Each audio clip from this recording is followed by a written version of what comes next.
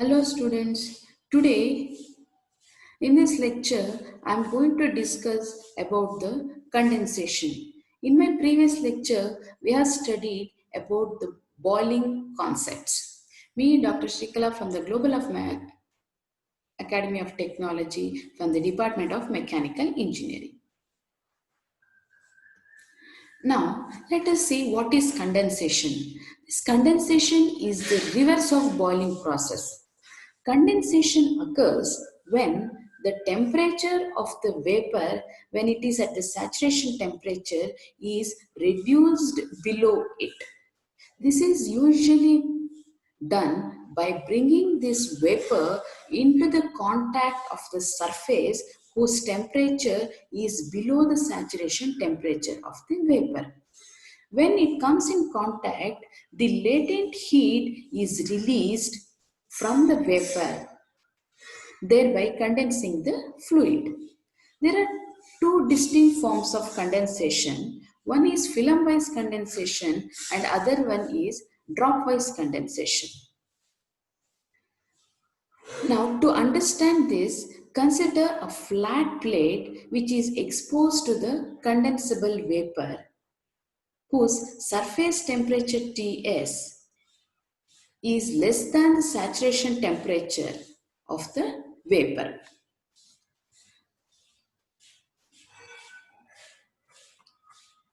Here you can see two ways of condensation. One is film condensation and the dropwise condensation.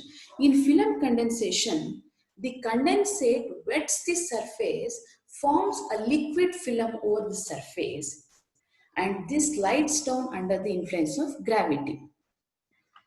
You can see here the film forms a thick film, and the thermal conductivity of this film is very less.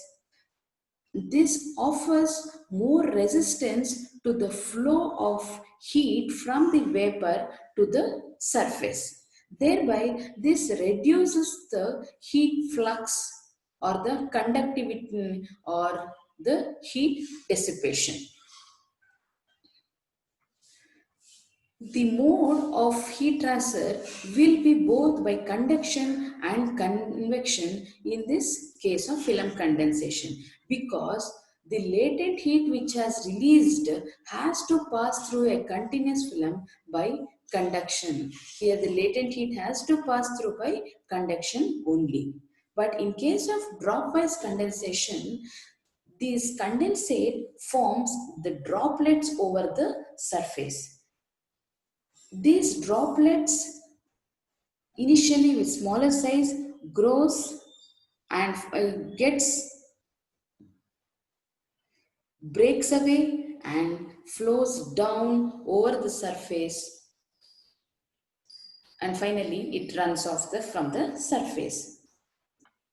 In this case, larger portion of the surface will be exposed to the vapor. Hence, the heat flux or the heat transfer is higher. The rate of heat transfer will be more in this condition. The rate of heat transfer normally will be 10 times higher than the film-wise condensation. So, drop-wise condensation is always better for heat dissipation, but still this is not used since it is difficult to achieve and maintain the surface over longer periods, because the surfaces should be highly polished and it should be contaminated with fatty acids or organic components to have the dropwise condensation. This cannot sustain over a longer range, hence it has to be the equipment gets spoiled over a longer range. Hence, for longevity of usage, the film-wise condensation is preferred. Now, let us understand how the condensation occurs over a flat plate. The film condensation occurs over the flat plate, and it is analyzed in the manner which is first proposed by the Nusselt. Most of the time, it will be the condensate flow or the motion of the condensate will be laminar. Unless the vapor is of very high velocity or the thickness of the liquid film is very high. Let us see some of the assumptions used while analyzing. First, the liquid film flows under the action of gravity because it is a vertical plate we are using it. So the liquid or the condensate flows under the action of gravity and it is assumed to be laminar. The next, both the vapor and the plate are maintained at constant temperature.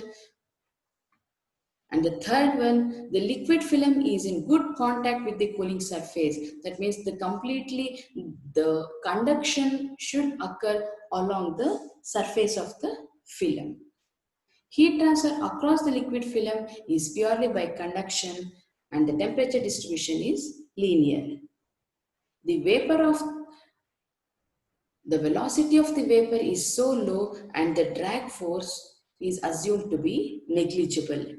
So the velocity gradient is also assumed to be zero. The condensating vapor is entirely clean and free from the gases, air and non-condensing impurities. Also, we are assuming only the viscous and the gravitational forces. The radiation between liquid film and the vapor is neglected since it is very small. Now for analyzing, applying the Newton's second law of motion for the volume element shown. Now consider a vertical plate and the flow takes place along the plate with the thickness of the boundary layer increasing from the leading edge to the trailing edge. We have already studied this, the vapor velocity profile within the boundary layer seems it should be in a parabolic profile, and here we are assumed to be almost a linear profile for the temperature. So at y in this is considered as a horizontal, considered as a y direction, vertical considered as the x direction. At y is equal to 0, the velocity will be 0, and along the length of along the thickness of the boundary layer, the velocity increases, which we have already studied. Now consider a small element and we'll analyze the flow in within this small element. So this small element, the only force acting on this is the weight, and weight it is acting in the downward direction due to the action of gravity, and these are balanced by the upward shear force because there is a shearing action occurring along this surface and the buoyancy force. So applying the force balance equation, so force in the downward direction is equal to the force in the upward direction, and the weight is taken to be equal to, that is viscous shear force plus buoyancy force. What is weight? Weight is nothing but mass into gravity, and this mass is taken to be as the density multiplied by the volume of the element. So density of the what is taken as rho L. So acceleration denoting G, density multiplied by the volume of the element. This is the volume of the element. This thickness, if the thickness of the boundary layer is delta, and if that is at a distance y, so this thickness is nothing but delta minus y. This distance along the x direction taken as dx, and perpendicular to that is the breadth taken as b. So what is the volume of element? This length multiplied by this multiplied by the breadth b will get the volume of the element. So delta minus y into dx into b. This is the weight of the element. This is balanced by the shear force. Shear force is nothing but the shear stress tau into area. Tau is nothing but mu into du by dx. Mu is nothing but the viscosity, dynamic viscosity multiplied by the velocity gradient by the area. Area is nothing but which area is coming into factor? This area, this breadth multiplied by this. This shearing force is acting along this surface. So that plus buoyancy force. Buoyancy force is same as the weight, only thing is the density of the liquid is replaced by the density of the vapor.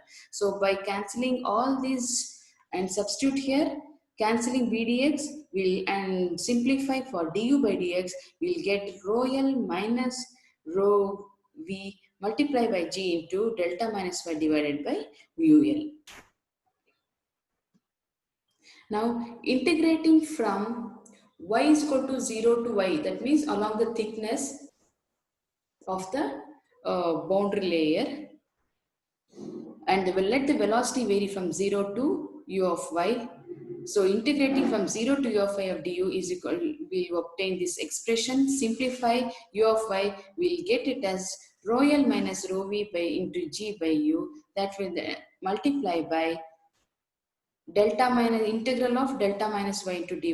So delta minus y is, delta is constant, kept is constant, so it is y. So y into delta minus, here integral of y is y square by 2, taken y square by 2. Now, mass flow rate is obtained by m is equal to rho av. So, rho l into velocity, we substitute here velocity, multiply by dA, which is the area, the breadth into y is the distance along the boundary layer thickness. Substitute, we'll get this as the mass flow rate. Substitute and simplify from, by integrating from y is equal to 0 to delta.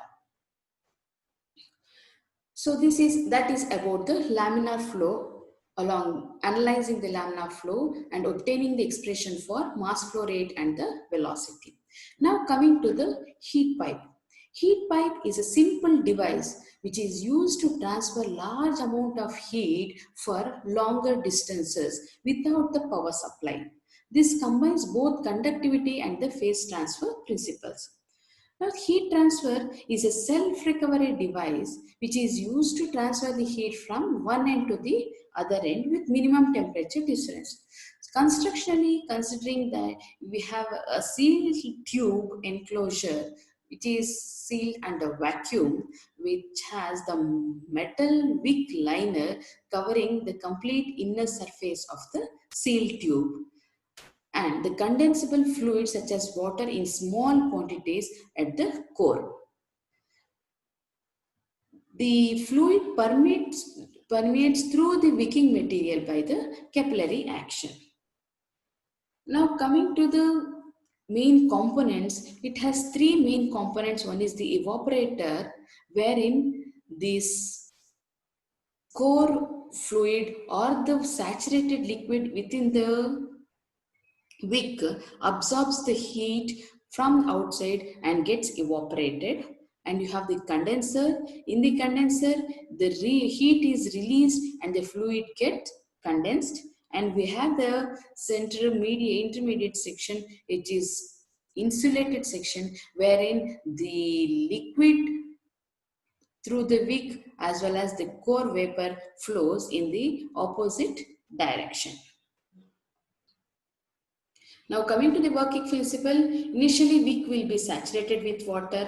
See here, wick will be saturated with water. When it comes in contact with the evaporator, the saturated liquid gets evaporated and build up some vapor pressure here. This difference in the vapor pressure between the evaporator and the condenser drives the vapor along the length of the heat pipe. And when it comes in contact into the colder section, where when it comes in contact to the colder substance, the vapor gets condensed and releases heat. This in turn, the water, the saturated water flows along the wick towards the evaporator section in the opposite direction, completing the cycle. These heat pipes are used in many places such as in HVACs, refrigeration systems, medical systems, medical components, and many consumable products, and also importantly it is used in compact electronic devices, aerospace, etc. And also the fluids used we may be the liquid nitrogen, methanol, and heat pipes. These heat pipes conductivities will be several hundred times of copper and silver. Thank you.